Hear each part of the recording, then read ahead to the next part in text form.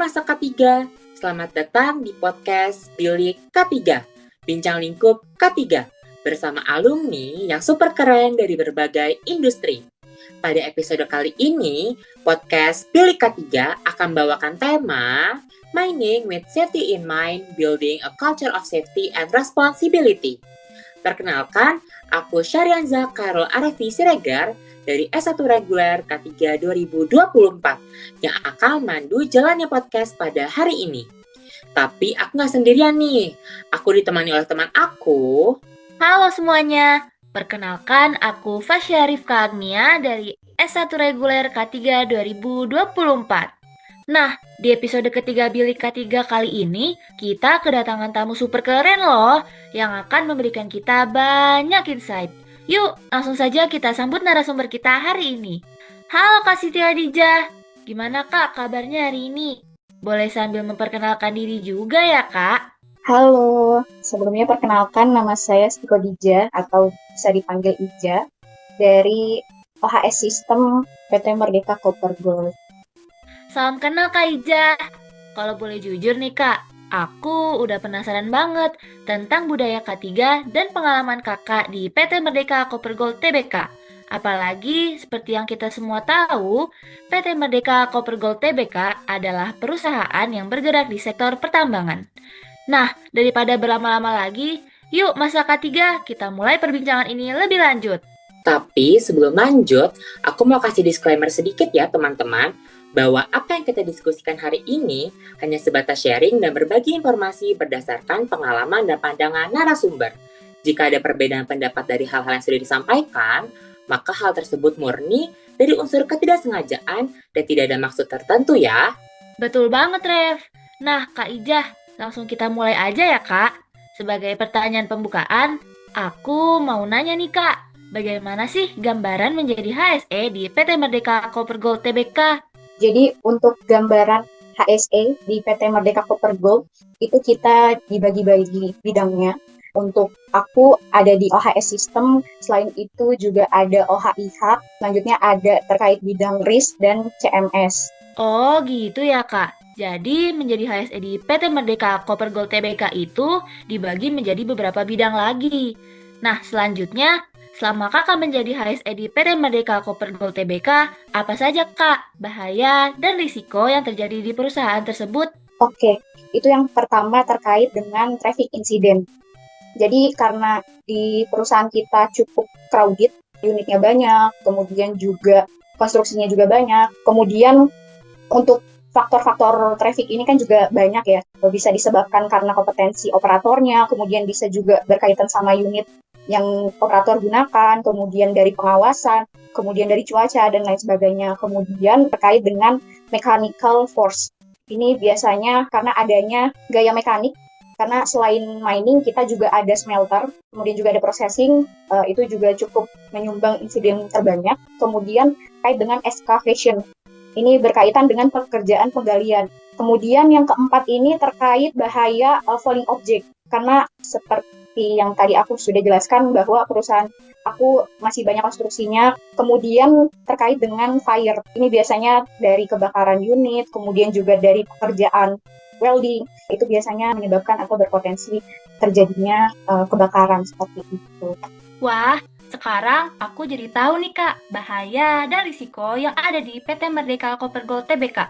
Jadi, bahaya dan risiko yang sering terjadi di PT Merdeka Copper Gold Tbk itu terkait traffic incident, mechanical force, excavation, bahaya falling object, dan yang terakhir ada bahaya dari fire. Nah, tadi kan Kak Ijo sudah menjelaskan nih Kak, tentang risiko yang ada di perusahaannya. Kira-kira ada nggak sih Kak tantangan terbesar dalam mengimplementasikan sistem HSE di PT Merdeka Copper Gold Tbk? Oke, jadi emang untuk tantangan terbesar di perusahaan kita itu terkait dengan kontraktor, karena mayoritas pekerjaan kita itu dilakukan oleh kontraktor. Tercatat kurang lebih ada 190 kontraktor total di PT Merdeka Copper Gold ini, di mana kan masing-masing kontraktor membawa budaya beda-beda. Tentunya bagaimana caranya kita membentuk menjadi satu budaya. Jadi memang tantangan terbesarnya ini adanya di kontraktor. Oh, jadi aku makin paham nih Kak. Berarti tantangan utama HSE di perusahaan kakak itu terkait dengan kontraktor. Berikutnya nih Kak, Aku penasaran juga tentang bagaimana Kak Ijah atau tim HSE di PT Merdeka Copper Gold Tbk membangun safety culture kepada pekerjanya. Cara kita untuk membangun safety culture itu kita ada program terkait dengan leading indicator ya. Yang pertama untuk programnya itu terkait dengan tahan. Jadi kalau misalkan ada pekerja, dia melihat rekan kerjanya itu melakukan tindakan berbahaya, itu segera dihentikan pekerjaannya. Itu juga kita ada pelaporannya dan akan kami kasih reward untuk tahan terbaik di setiap bulan berjalan. Kemudian yang kedua, kita juga ada program terkait dengan hazard report. Jadi ini adalah program pelaporan hazard di mana setiap orang itu memiliki target setiap bulannya untuk melaporkan bahaya yang ada di area kerjanya. Kemudian yang ketiga, kita juga ada program namanya periksa atau pengelolaan risiko kritis. Jadi periksa ini adalah program untuk verifikasi yang fokusnya itu untuk mencegah terjadinya potensial insiden ke fatality. Kemudian di awal kita juga melakukan edukasi. Kemudian kita juga membangun kesadarannya itu dengan cara yang namanya coaching. Jadi dari atasannya ke bawahannya itu melakukan coaching terkait berbagai aspek, baik itu safety, kemudian juga bagaimana proses pekerjaan yang efektif. Oh, jadi gitu ya Kak. Ternyata PT Merdeka Copper Gold Tbk membangun safety culture dengan adanya program leading indikator seperti program tahan, hazard record, periksa, edukasi, dan coaching. Oke, setelah Kak Ijah menjelaskan tentang cara kakak dan tim HSE membangun kesadaran keselamatan para pekerja, aku pengen tahu lebih dalam nih Kak. Ada nggak sih program-program khusus yang telah dibuat oleh tim HSE di perusahaan kakak untuk mencegah kecelakaan kerja? Untuk program-programnya ada. Yang pertama mungkin kita dari awal dulu ya. Kita melakukan seleksi sekiranya terkait dengan kompetensi, kemudian dari lama bekerjanya. Kalau misalkan dia adalah new graduate, itu kita juga lakukan training terlebih dahulu. Kemudian untuk unitnya, sebelum unit itu masuk ke dalam area kerja kita perlu melakukan commissioning terkait alat atau unit yang akan digunakan. Kemudian juga untuk kontraktor yang mau masuk ke dalam perusahaan kita, itu ada seleksinya. Kemudian kita juga ada program namanya CRS, di mana untuk critical risk standard atau program ini, itu kita mengeluarkan standar yang harus diimplementasikan ke masing-masing site. Kemudian yang ketiga itu terkait dengan corrective action close out. Corrective action yang sudah dibuat itu harus segera ditutup dan itu juga kita buat targetnya. Kemudian juga terkait dengan critical risk management target, itu kita juga akan mempengaruhi itu scorecard. Kemudian untuk yang kelima ini terkait dengan SMSI, itu juga ada targetnya. Yang keenam itu terkait dengan kontraktor manajemen sistem. Jadi bagaimana kita nge-push untuk masing-masing site, setiap kontraktornya mencapai minimum target tersebut. Kemudian yang ketujuh terkait dengan safety alert atau monthly merdeka siaga corrective action, itu masing-masing site wajib memberikan feedback ke corporate. Kemudian yang ke-8 terkait dengan medical high risk employee monitoring. Kemudian yang ke-9 terkait dengan applicable audit. Jadi setiap site itu dalam waktu setahun sudah membuat jadwal audit-audit apa saja yang akan dilakukan dan itu harus dilakukan sesuai dengan jadwal yang sudah ditentukan. Dan yang ke-10 itu terkait dengan risk and opportunity management review. Jadi memang setiap site itu wajib melakukan review untuk risk and opportunity management. Ini mungkin kalau misalkan orang K3UI taunya di Radisi atau di BPR seperti itu. Wah, keren banget Kak. Ternyata di PT Merdeka Copper Gold Tbk memiliki 10 program khusus untuk mencegah kecelakaan kerja. Nah Kak, seperti tadi Kakak sudah jelaskan bahwa di PT Merdeka Copper Gold Tbk memiliki program-program khusus untuk mencegah kecelakaan kerja. Nah, aku penasaran nih Kak, kira-kira bagaimana langkah-langkah yang diterapkan oleh tim HSE di PT Merdeka Copper Gold Tbk untuk mencegah kecelakaan kerja secara proaktif dan berkelanjutan selain dari program-program khusus yang telah diterapkan? Ya, jadi untuk langkah-langkah yang kita lakukan secara proaktif, itu yang pertama kita perlu melakukan identifikasi bahaya dan risiko yang timbul dari aktivitas pekerjaan yang dilakukan seperti itu. Kemudian bisa diidentifikasi dari inspeksi. Kemudian juga apabila ada perubahan, itu kita wajib melakukan manajemen of change. Jadi di dalam manajemen of change tersebut juga kita mengidentifikasi potensi yang mungkin timbul apabila terjadinya perubahan, baik itu aktivitas, peralatan, dan lain sebagainya. Kemudian tentunya setelah kita melakukan identifikasi, kita melakukan assessment, kemudian menetapkan pengendalian agar bahaya dan risiko tersebut dapat ditoleransi. Kemudian yang kedua itu terkait penerapan standar. Jadi karena kita sudah dari tingkat corporate itu punya standar tersendiri, masing-masing site juga wajib menerapkannya.